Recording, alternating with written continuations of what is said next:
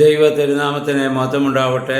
Bible reading പ്രോഗ്രാമിൽ സംബന്ധിക്കുന്ന ഏവർക്കും കർത്തൃനാമത്തിൽ സ്നേഹവന്ദനം. ലേവ്യ പുസ്തകം 14-ാം അധ്യായം നമ്മൾ വായിക്കുന്നു.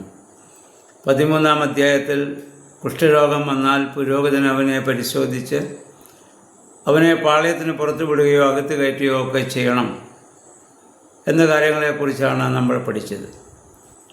14-ാം അധ്യായത്തിലെ കുഷ്ഠരോഗിയുടെ ശുദ്ധീകരണവുമായി ബന്ധപ്പെട്ട നിയമങ്ങളാണ് അവിടെ കൊടുക്കുന്നത്. ഒരുവന് കുഷ്ഠരോഗം വന്ന് പാളയത്തിന് പുറത്തു പോയാൽ രോഗം മാറിക്കഴിയുമ്പോൾ പുരോഹിതൻ്റെ അടുത്ത് വരികയും പുരോഹിതൻ അവനെ സൂക്ഷ്മമായി പരിശോധിച്ച് അവൻ്റെ രോഗം മാറി എന്ന് ബോധ്യമായാൽ അവന് ശുദ്ധീകരണ പ്രക്രിയകളും പാപപരിഹാര ബലിയൊക്കെ അവന് വേണ്ടി അർപ്പിക്കുന്ന കാര്യങ്ങളാണ് ഈ 14-ാം അധ്യായത്തിൽ നമ്മൾ വായിക്കുന്നത്. പുതിയ നിയമത്തിൽ ഒരു പുരോഹിതൻ്റെ അടുത്ത് വരുന്ന പാപി അവൻ പാപം ഏറ്റുപറഞ്ഞ് കഴിയുമ്പോൾ അവൻ്റെ ശിരസിൽ കൈവച്ച് പാപമോചന പ്രാർത്ഥന നടത്തി അവനെ വീണ്ടും പഴയ അവസ്ഥയിലേക്ക് ശുദ്ധീകരിക്കുന്ന പ്രക്രിയ നമ്മൾ ചെയ്യുകയാണ്. അപ്പോൾ ഇതിൻ്റെ നിഴലാണ് പഴയ നിയമത്തിൽ നടക്കുന്ന സംഭവങ്ങളൊക്കെ എന്ന് നമുക്കറിയാം. അതിനുശേഷം ശുദ്ധിയുള്ള പക്ഷിയെ കൊണ്ടുവന്നതിനെ യാഗമായി അർപ്പിക്കണം. അതുപോലെ തന്നെ ഒരു പാത്രത്തിൽ വെള്ളമെടുത്ത് അതിന് മുകളിൽ വെച്ച പക്ഷിയെ കൊല്ലണം. വെള്ളം ജീവൻ്റെ പ്രതീകമാണ്. വെള്ളത്തിൽ നിന്നാണ് ജീവൻ ഉണ്ടാകുന്നതെന്ന് നമുക്കറിയാം. അപ്പോൾ അവനെ വീണ്ടും ഒരു പുതിയ സൃഷ്ടിയായി അവനെ അവിടെ രൂപാന്തരപ്പെടുത്തുന്നു എന്നുള്ളതാണ്. പൗലോസിയ പറയുന്ന പുതിയ നിയമത്തിലും ക്രിസ്തുവിലായാൽ അവൻ പുതിയ സൃഷ്ടിയായി അവിടെ മാറുന്നു, പഴയതൊക്കെയും കഴിഞ്ഞുപോയി എന്ന് പറയുന്ന പോലെ അതേ അവസ്ഥയിലേക്ക് അവനെ അവിടെ ഇത് കൊണ്ടുവരികയാണ് എന്ന് പറയാൻ ഒരു പുതിയ മനുഷ്യനായി രൂപാന്തരപ്പെടുന്ന അർത്ഥം. എന്നിട്ട് വായിക്കുന്ന 7 പ്രാവശ്യം അവനെ ശുദ്ധീകരിച്ച വെള്ളം അവൻ്റെ മേൽ തളിക്കണം. 7 എന്നുള്ളത് പൂർണ്ണതയെ സൂചിപ്പിക്കുന്ന സംഖ്യയാണ്, നമുക്കറിയാം. അവനെ പൂർണ്ണമായി അവനെ ശുദ്ധീകരണത്തിലേക്ക് കൊണ്ടുവരികയാണ്. പിന്നീട് 7 ദിവസം അവന് പാളയത്തിന് പുറത്ത് താമസിക്കണം. 7 ദിവസം കഴിഞ്ഞ് 8-ാം ദിവസം അവൻ യാഗമർപ്പിക്കാനുള്ള മൃഗങ്ങളുമായോ അല്ലെ പക്ഷികളായോ അവൻ ആ സമാഗമന കൂടാരത്തിലേക്ക് വരണം. അവന് വേണ്ടി അവിടെ യാഗമർപ്പിക്കണം. ഇതിൻ്റെ 14-ാം വാക്യം നമ്മൾ വായിക്കുമ്പോൾ അത് വളരെ ശ്രദ്ധിക്കുക. മൃഗരക്തം ശുദ്ധീകരിക്കപ്പെട്ടവൻ്റെ വലത് ചെവിയുടെ അഗ്രം, വലത് കൈയുടെ തള്ളവിരൽ, വലത് കാലിൻ്റെ പെരുവിരൽ എന്നിവിടങ്ങളിൽ പുരട്ടണം. ലേവ്യ പുസ്തകം 8-ാം അധ്യായം 23 വാക്യങ്ങൾ നമ്മളിതിനു മുമ്പ് കണ്ടു. അഹ്റോനെയും മക്കളെയൊക്കെ പുരോഹിതന്മാരായി അഭിഷേകം ചെയ്തപ്പോൾ മോശ അന്നർപ്പിച്ചതായ ആ യാഗരക്തമെടുത്ത് ഇതുപോലെ അവിടെ വലത് ചെവിയുടെ അഗ്രത്തും വലത് തള്ളവിരലിൻ്റെ അഗ്രത്തും കാലിൻ്റെ പെരുവിരലിൻ്റെ അറ്റത്തും ഒക്കെ അന്ന് അവിടെ സ്പർശിച്ചതായി നമ്മൾ കാണുന്നുണ്ട്. അപ്പോൾ ഇവിടെയും ഒരു കുഷ്ഠരോഗിയെ ശുദ്ധീകരിക്കുമ്പോൾ അത് ചെയ്യുന്നുവെന്ന് പറഞ്ഞാൽ ആ അഹ്റോനെയും മക്കളെയും ദൈവം അംഗീകരിച്ചതുപോലെ അവനെയും അവിടെ അംഗീകരിക്കപ്പെടുകയാണ്. അല്ലെങ്കിൽ അവരെ ശുദ്ധീകരിച്ചതുപോലെയുള്ള ഒരു വലിയ ശുദ്ധീകരണ പ്രക്രിയയാണ് അവിടെ നടക്കുന്നുവെന്നുള്ളതാണ്. എന്ന് പറഞ്ഞാൽ അഹ്റോനും മക്കൾക്ക് ലഭിച്ച അതേ സ്ഥാനം, അതേ അനുഭവത്തിലേക്കാണ് ഇവനെയും ഇവിടെ സ്വീകരിക്കുന്നത്. പുതിയ നിയമത്തിൽ നമ്മുടെ കർത്താവ് പറഞ്ഞു, പാപി അനുദപിക്കുമ്പോൾ സ്വർഗം സന്തോഷിക്കുമെന്ന്.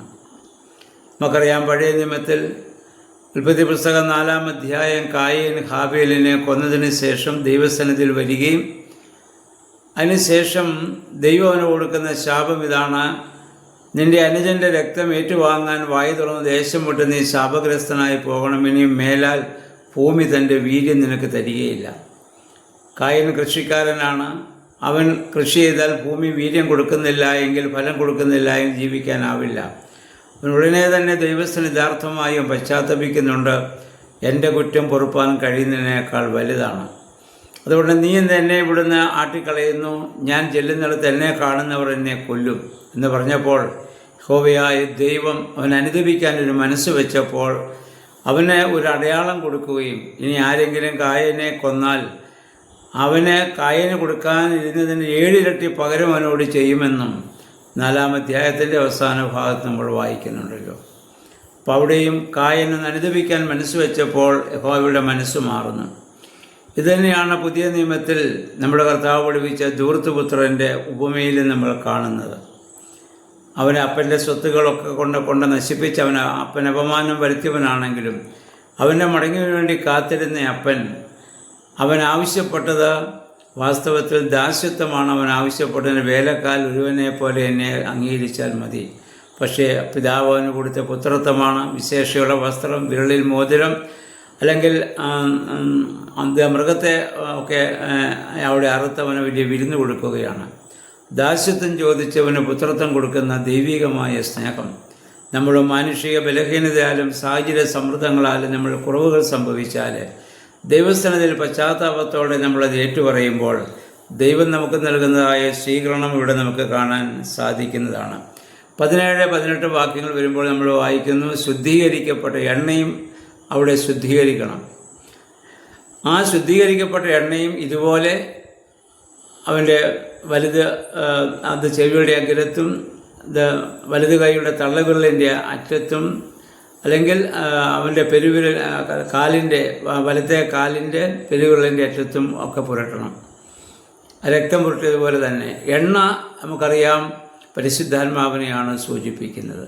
അവനെ അങ്ങനെ ശുദ്ധീകരിച്ച ശേഷം അവൻ്റെ സകല അവയവങ്ങളെ ശുദ്ധീകരിക്കുന്നതിൻ്റെ അടയാളമായിട്ടാണ് ചെവിയെ, കയ്യെ, കാലൊക്കെ പറയുന്നത്. പൂർണ്ണമായുള്ള ഒരു ശുദ്ധീകരണം. അവിടെ പരിശുദ്ധാത്മാവിൻ്റെ നൽവരം അവന് അവിടെ നൽകുകയാണ്. അതിനുശേഷം പറയുന്നു, ആ ശുദ്ധീകരിക്കപ്പെട്ട എണ്ണ അവൻ്റെ തലയിൽ ഒഴിക്കണം, അഭിഷേകം ചെയ്യപ്പെടുകയാണ്. ദൈവത്തിൻ്റെ ഒരു പുരോഹിതന് ചെയ്യുന്നത് പോലെയുള്ള അഭിഷേകം. പുതിയ നിയമത്തിലും നമ്മളെല്ലാം പുരോഹിതന്മാരാണ്. പാപം ചെയ്തകന്നു പോകുമ്പോഴും നമുക്ക് അനുദപിക്കാനൊരു മനസ്സുണ്ടെങ്കിൽ തീർച്ചയായും ദൈവം നമ്മെ ശുദ്ധീകരിക്കുന്നു. നമ്മുടെ പുതിയ നിയമസഭയെ സംബന്ധിച്ചിടത്തോളം നമ്മുടെ സ്നാനത്തിൻ്റെയും അല്ലെങ്കിൽ മൂറോനഭിഷേകത്തിൻ്റെയും ഒക്കെയും ഒരു നിഴലായി ഇതിനെ നമുക്ക് പഴയ നിയമത്തിൽ കാണാവുന്നതാണ്. അപ്പം അതിനുശേഷം നമ്മൾ വായിക്കുന്നു, അപ്പോൾ ധനവാനായ ആളുകൾക്കും ദരിദ്രരായ ആളുകൾക്കും ഈ ശുദ്ധീകരണ പ്രക്രിയ കൊണ്ടുവരേണ്ടതായ മൃഗങ്ങളെ, പക്ഷികളെക്കുറിച്ചൊക്കെ അവിടെ പറയുന്നുണ്ട്. നേരത്തെ നമ്മൾ ചിന്തിച്ച പോലെ അവനവൻ്റെ ആസ്തിക്കനുസരിച്ച് മാത്രം കൊണ്ടുവന്നാൽ മതി. അവനവന് ഇല്ലാത്തതൊരിക്കലും ദൈവം ആവശ്യപ്പെടുന്നില്ല എന്നുള്ളതാണ്. 33-ാം വാക്യം നമ്മൾ വായിക്കുന്നത് ഭവന ശുദ്ധീകരണത്തെക്കുറിച്ചാണ്. ഇതുവരെ ഒരു മനുഷ്യനെക്കുറിച്ചും അവൻ്റെ ശരീരത്തെക്കുറിച്ചൊക്കെ നമ്മൾ പറഞ്ഞു. ഇനി അവൻ പാർക്കുന്ന ഭവനത്തെക്കുറിച്ചാണ്.